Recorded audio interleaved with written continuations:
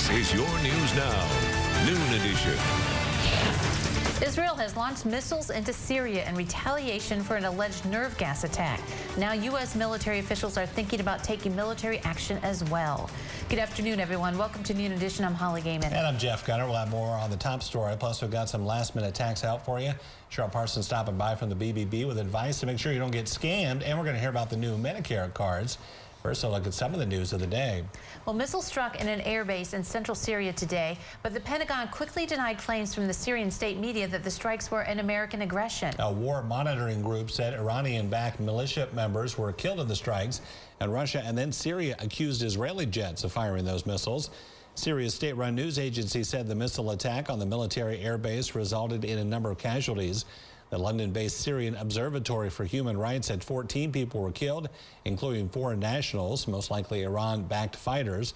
Russian officials say Israeli F-15s fired a total of 8 missiles at the base. Well, the Lima man accused in the death of Eric Stoff was sentenced on an aggravated robbery charge. Judge Jeffrey Reed sentenced 20-year-old J. Leontre Harris to 14 years behind bars on the count and a gun specification. Harris was originally charged with aggravated murder for the 2016 death of Stoff during a robbery in Stoff's house. But in February, an Allen County jury didn't find enough evidence to convict Harris on the murder charge, even though Harris admitted using the gun during the robbery and fled the area following the incident. Before the judge handed out the sentence, Harris apologized to his family, the victim's family, and his son. I'm not the person that they make me out to be. I'm not a monster, and I'm far from it. And I want to apologize to my family and the victim's family too. But I also want to apologize to my son because he ain't asked for this. I was granted another chance to actually be back out there to raise him better than I was raised. I don't want him walking in the same shoes I was walking in. That's it, young. That could be your life's mission. And maybe that'll be the one thing in your having committed the offenses that you've committed and the offense that you committed here and being responsible for another person's death. Maybe that would be the one redeeming thing that you can do in life, just to make sure your son doesn't have to go through all this. Judge Reed imposed court costs on Harris and ordered 5 years of post-release control. A high-level deputy director in New York Mayor Bill de Blasio's Office of Criminal Justice was arrested on gun charges this weekend. Reagan Stevens, the deputy director of Youth and Strategic Initiatives, was charged along with 2 men after officers allegedly found the trio in a car with a loaded handgun late Saturday night. The 42-year-old Stevens is charged with criminal possession of a loaded firearm and criminal possession of a defaced weapon. Stevens is suspended without pay pending that investigation. Bill Cosby returned to a suburban Philadelphia courthouse this morning where the 80-year-old actor and comedian begins his retrial on sexual assault charges. Jay Gray has the latest. Mr. Cosby, how you feeling? He faces the same charges in the same courthouse, but Bill Cosby's sexual assault trial could be much different the second time around. A judge has ruled this jury will hear from 5 more Cosby accusers in addition to plaintiff Andrea Constand, who along with Kelly Johnson were the only 2 women to take the stand during the first trial, which ended in a hung jury last summer. The additional testimony is widely considered a pre-trial win for prosecutors. But the judge has also ruled in favor of the defense, allowing them to call a former co-worker who will say Constand told her she could get money by making a false allegation against a celebrity. The witness was not allowed to testify during the first trial. If she's believed, then that evidence is devastating to the credibility of the complainant, Ms. Constant, because now it shows manipulation, a motive. Cosby did reach a financial settlement with Constand. Another difference between the 2 cases, this one plays out now during the Me Too movement, with dozens of allegations of sexual misconduct in the entertainment industry, something potential jurors were asked about during the selection process. A Roman-style chariot and a 128-year-old violin that all belonged to Australian actor Russell Crowe were sold at an auction that brought in nearly $3 million. About 200 movie costumes, props from some of his most popular films, including Gladiator and Master and Commander, were up for bid at that auction. Entitled The Art of Divorce, the auction was held on what would have been Crowe's 15th wedding anniversary. The replica chariot used in the 2000 film Gladiator sold for $50,000. Crowe even made an unexpected appearance during that auction. Well, from the doors to the floors, everything must go. The Jennings Memorial Association is hosting a benefit auction this Saturday to raise money to tear down a house in the lot next to Fort Jennings Memorial Hall. The goal is to raise between $15,000 and $20,000. Everything up for auction was donated by the community, from antiques and furniture to a boat and an antique car. It's a wonderful gathering space. It's also a place for reflection. The building adjacent to this current lot is the Jennings Memorial Hall, which is built to honor Colonel Jennings, who the community is named after. So we're really expanding kind of the concept of the memorialization of our men and women in uniform and bringing it into this square. The auction will begin Saturday at 10 a.m. For more information on it, check out the Fort Jennings Memorial Hall on Facebook. Lima City Council will address the Lima Police Department's objection to 3 liquor license renewals in the city. Katie Honigford has our council preview.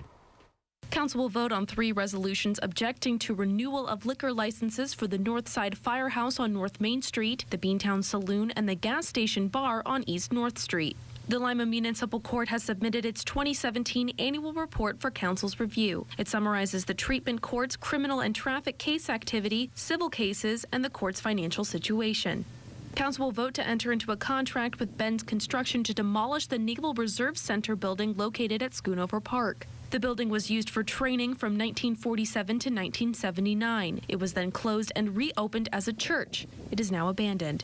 The demolition cost is not to exceed $186,000. The Safety Service Committee will report on its meeting of April 2nd, and Lima Police will give a Safety City update. The meeting begins at 7 on Monday night in Council Chambers. All right, time for our first check of the weather, and Brianna's in, and man, we're seeing flurries, and no one's liking it. I know. There's a very, very weak low pressure system that's working through the area. So with that, and in combination of moisture content, we're seeing some scattered flurries, as we can see in winds and radar here. The ceiling heights are low as well, so very overcast conditions at low heights. So aviation-wise, low visibility for the majority of the viewing region. And right now, it is showing that we all are under some sort of light flurry conditions. Jim from Ottawa said he is starting to transition more into rain in the mix with that snow. As you can see, the progression here for the upcoming hours of the day will be switching into rain as we warm up, and then that'll slowly dissipate on its own, and we'll start to work into some sunny conditions for tomorrow. Coming up in my full forecast, lots of positive information coming your way. All right, thank you, Brianna. Well, wintry weather did not stop participants from running a 10-mile race this weekend in Louisville, Kentucky. In the second weekend in April, participants in the Papa John's 10-miler faced snowflakes for the first time. Many race contestants were not fazed by the snow, claiming that it's worth it to take part in Louisville's Triple Crown of running. All the proceeds from the 3-race series will be donated to the Crusade for Children. It's a nonprofit that raises money to help special needs children. Well, thanks to the work of thousands of volunteers over the last 25 years, the Ottawa River is much cleaner. In 1993, a group of volunteers decided to clean up the polluted river. Then Parks Director Barb Stelzer and Connie Miller with the Lima-Allen County Neighborhoods in Partnership organized the first River Cleanup Day. By 1997, around 20 tons of trash was collected. That river runs through our town, and we need to take pride in that. Walking down the river walk, it needs to be peaceful, nice. I mean, nobody wants to walk along all the trash. We wish people wouldn't throw it out, but obviously we can't stop that. So once a year, we'll get a bunch of people together and clean it up. The 25th Annual Ottawa River Cleanup is scheduled for Saturday, April 28th, starting with registration at 8:30 a.m. at the Red Cross Chapter House on Collett Street. Turning to Wall Street now, at the noon hour, the Dow Jones Industrial Average stands at 24,252. That's up 319 points in heavy trading. Noon Edition returns with a look at the weather forecast.